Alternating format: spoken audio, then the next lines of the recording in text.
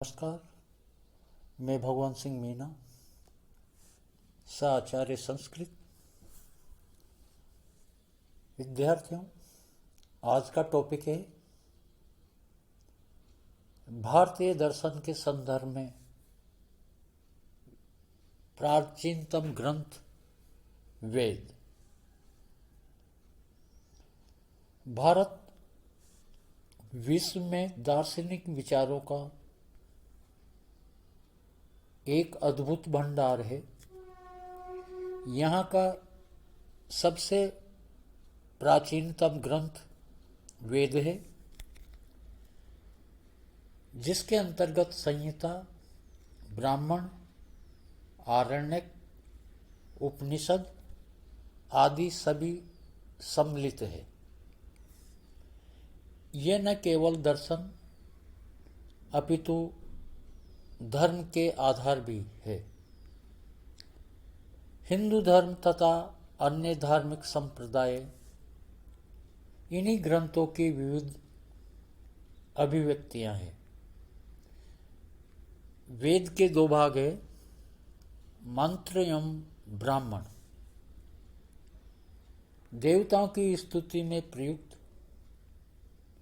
होने वाले वाक्य को मंत्र और मंत्रों के समूह को संहिता कहते हैं। 4 संहिता है, ऋग संहिता, यजु संहिता, साम संहिता और अथर्व संहिता। इन संहिताओं में विभिन्न प्रकार के मंत्रों का समावेश है, जिन्हें यज्ञानुष्ठान के अनुरूप विभाजित किया गया है। ब्राह्मण ग्रंथों के भाग को आरण्यक और आरण्यकों के अंतिम भाग को उपनिषद कहा गया है। ब्राह्मणों में यज्ञ यागादि के अनुष्ठान का और आरण्यकों का तथा उपनिषदों में आध्यात्मिक विद्या का वर्णन मिलता है। चारों वेदों ऋग्वेद, यजुर्वेद, सामवेद तथा अथर्ववेद को अपौरुषेय माना गया है, क्योंकि वैदिक वाक्य अभ्रांत और स्वतः प्रमाण है। वे दृष्टा ऋषियों के साक्षात अनुभव है, जो सर्वदेशीय और सर्वकालिक सत्य है। संहिताओं के संकलन की विशेषताएं। उपयुक्त विवरण के अनुसार 4 संहिता है, जिनका विभाजन यज्ञानुष्ठान में होता, अधूर्य, उद्गाता और ब्रह्मा, इन 4 ऋतुजों की आवश्यकता को ध्यान में रखकर किया है। होता अर्थात पुकारने वाला देवता के प्रशंसात्मक मंत्रों को उच्चारण कर तत्देवता का आह्वान किया करता है। अधूर्य वह है जो याग के विविध अंग तथा उपांगभूत अनुष्ठानों के विधिवत संपादन के कार्य का उत्तरदायित्व निभाता है। उद्गाता का कार्य ऋचाओं के ऊपर स्वर लगाकर मधुर स्वर में उन्हें गाना होता है। ब्रह्मा का महत्वपूर्ण कार्य समग्र याग का विधिवत निरीक्षण करना होता है, जिससे कोई त्रुटि न रहे और न कोई बाधा उत्पन्न हो। इसलिए होता के लिए ऋग्वेद में, अधूरे के लिए यजुर्वेद में, उद्गाता के लिए सामवेद में और ब्रह्मा के लिए अथर्ववेद में आवश्यक मंत्रों का संकलन किया गया है। इस प्रकार प्रत्येक संहिता की अपनी अपनी विशेषता है, जिनका संक्षिप्त विवरण निम्न प्रकार है।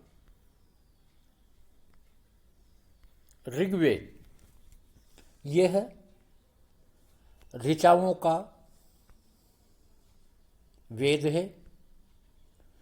ऋचा का अर्थ स्तुति वर्णन। स्तुति वर्णन वस्तुतः गुण वर्णन ही है। गुण ऐसा विशेष लक्षण है जो किसी देवता में पाया जाता है। वैदिक ऋषियों ने जिस भौतिक विषय में जो शक्ति या गुण पाए, उन्हें मंत्रों में व्यक्त हुआ बतलाया है। इस जगत में अनेक देवता विविध शक्तियों के रूप में है, जिनकी स्तुति अथवा गुण वर्णन मंत्रों के द्वारा ही संभव है। अतः ऋग्वेद विज्ञान का ग्रंथ है। सृष्टि की संरचना एवं परिचालन करने वाली शक्तियों और उनकी सत्ता के विज्ञान का वह विशुद्ध ग्रंथ है। यजुर्वेद, इसमें कर्म कांड का विवरण मिलता है। समस्त सृष्टि कर्म को यज्ञ के रूप में एकात्म भाव से माना गया है। व्यक्तित्व जीवन न केवल शव के लिए अपितु यज्ञ रूप में समस्त जीवों के लिए है। अतः जीव जगत के इस यज्ञ विधान के लिए मंत्रों का संकलन यजुर्वेद में किया गया है।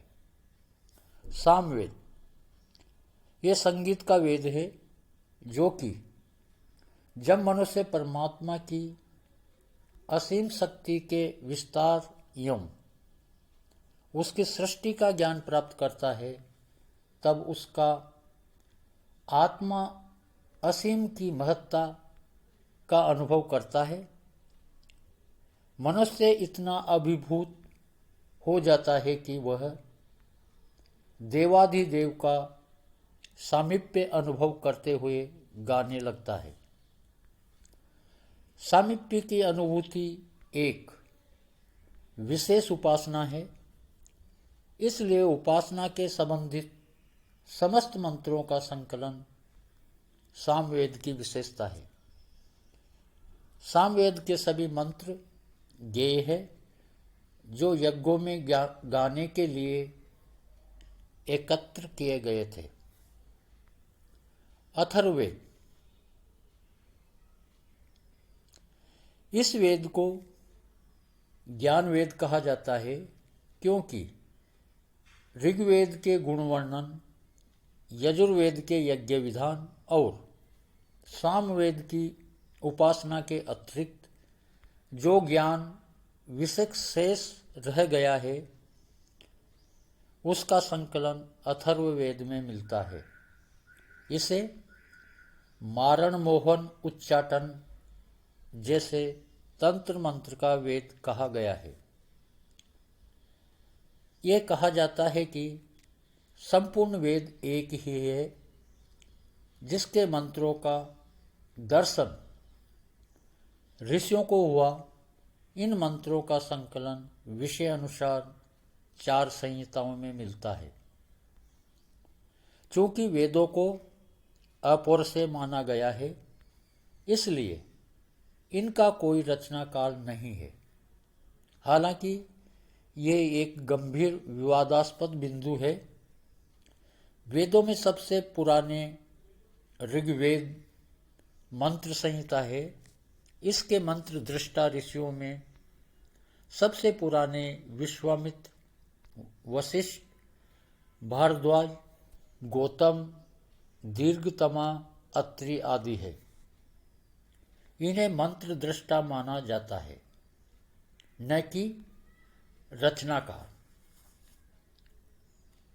ऋत का सिद्धांत। समस्त जगत एक नियमित व्यवस्था है जिसके पार्श्व में ऋत का सिद्धांत काम करता है।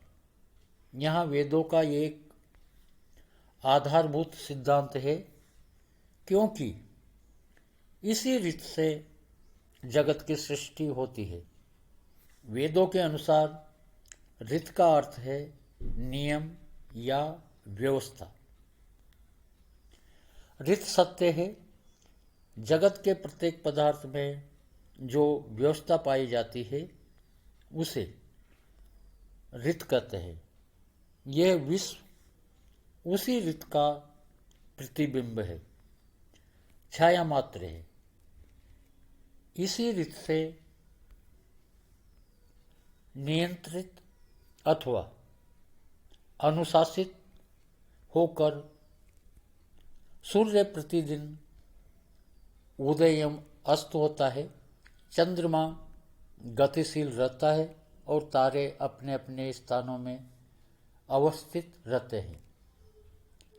विश्व में जो भी ऋतुएं नियमित रूप में आती जाती है वे सब इसी ऋत के कारण है। दिन रात तथा जगत में जो कुछ भी गतिमान है वह ऋत पर ही आधारित है। इस प्रकार ऋतुओं के नियमित परिवर्तन को और विश्व की निरंतर गतिशीलता को ऋत कहा गया है। वेदों के अनुसार यदि विश्व में व्यवस्था है तो अव्यवस्था भी। अतः ऋत से भिन्न या विपरीत अनृत है। यह अनृत ही अव्यवस्था है। इसे असत्य भी कहते हैं। सृष्टि के प्रारंभ में सर्वप्रथम ऋत तत्व ही पैदा हुआ, जिससे ही जगत की सृष्टि हुई। विश्व की व्यवस्था इतनी अकाट्य है कि देवता भी उसका उल्लंघन नहीं कर सकते। अनृत ऋत के पश्चात उत्पन्न हुआ। इस प्रकार जगत में दोनों ही व्यवस्था एवं अव्यवस्था का अस्तित्व है। सृष्टि। ऋग्वेद के नासदे सूक्त के अनुसार सृष्टि के प्रारंभ में अंधकार ही अंधकार था। कई प्रकार का अंधकार था, कुछ गहन सा, कुछ गंभीर समुद्र सा। सब कुछ शून्य से आवृत था। वहाँ न मृत्यु थी, न अमरता, न दिन न रात और न किसी प्रकार का प्रकाश। उस समय न सत था न असत, न अंतरिक्ष था न व्योम। इस प्रकार चारों ओर घोर अंधकार छाया हुआ था। इस जगत का सर्जक परम देव परमात्मा है, जिसे इंद्र, सूर्य, हिरण्यगर्भ या प्रजापति के रूप में कल्पित किया गया है। जैसा कि ऊपर बताया जा चुका है, सृष्टि के पहले कुछ नहीं था, केवल शून्य, चारों ओर निस्तब्धता थी। उस समय परम तत्व परमात्मा ने अपनी शक्ति से एक दिव्य रूप पैदा किया, जो अग्नि के गोले के समान देदीप्यमान था। वही सूर्य हिरण्यगर्भ कहलाया। हिरण्यगर्भ अर्थात सुनहरे गर्भ वाला पहले था। वह भूत का अकेला स्वामी मौजूद था। उसके पैदा होते ही सारा अंधकार नष्ट हो गया, निस्तब्धता समाप्त हो गई और प्रकृति में एक ऐसा विचित्र कंपन हुआ जिससे एक दिव्य लोक की उत्पत्ति हुई। ये धवा पृथ्वी के नाम से प्रसिद्ध हुआ। साथ ही आधारभूत जल तत्व की सृष्टि हुई। इसी हिरण्यगर्भ से अनेक देवी देवता उत्पन्न हुए। इस प्रकार सृष्टि अर्थात जगत की उत्पत्ति एवं संरचना प्रारंभ हुई। वैसे वेद में जगत की रचना के विषय में अनेक कल्पनाएं हैं।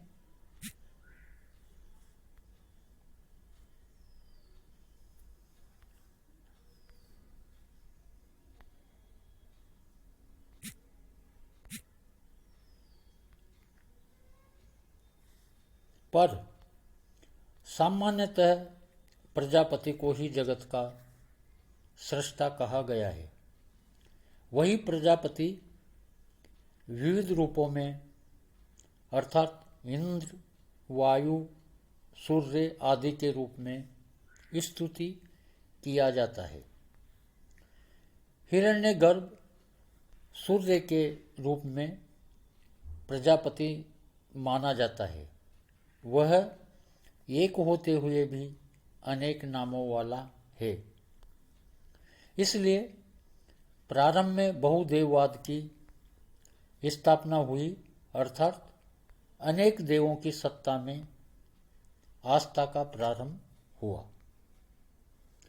सृष्टि की कल्पना के विषय में ऋग्वेद का पुरुष सूक्त महत्वपूर्ण है। इसके अनुसार जगत की सृष्टि प्राकृतिक उत्पत्ति है और देवी देवता सृष्टि में केवल सहायक उपकरण माने गए हैं। प्रजापति एक विराट पुरुष है। उसका शरीर जगत का उपादान आधार है। जितने भी जगत के विभिन्न भाग हैं वे उस विराट पुरुष के ही अंग हैं। यह त्रैकालिक पुरुष है जिसे ब्राह्मण ग्रंथों में प्रजापति, उपनिषदों में आत्मा आदि कहा गया है। इस विराट पुरुष का मस्तक आकाश, नाभि वायु, चरण भूलोक, मन चंद्रमा, चक्षु सूर्य और निश्वास को पवन के रूप में कल्पित किया गया। अथर्ववेद में काल को समस्त जगत का सृष्टा माना गया है। अन्यत्र रोहित अर्थात उगते हुए सूर्य को सृष्टि का प्रथम तत्व स्वीकार किया गया है। उस एक तेजस तत्व परमात्मा में काम इच्छा उत्पन्न हुआ जो सृष्टि का प्रथम बीज था। एक स्थान पर जगत सृष्टा को बड़े के समान कहा गया है। बड़े समान ही प्रजापति जगत का निर्माण करता है। यही प्रजापति जन्म देने वाला, पालन करने वाला विधाता है। वह सभी लोकों तथा स्थानों का ज्ञाता है। जगत सृष्टा प्रजापति या परमात्मा की चारों ओर आंखें हैं, चारों ओर मुंह, भुजाएं तथा पैर हैं। वह अकेला अजन्मा पृथ्वी का निर्माण करता है। उसने सर्वप्रथम जन्म को धारण किया। वह परमात्मा है, पर आत्मा के रूप में हमारे निकट है, अर्थात वह जीवात्मा के रूप में मनुष्य के पास है। तो विद्यार्थियों, आज का टॉपिक यहीं समाप्त होता है। नमस्कार।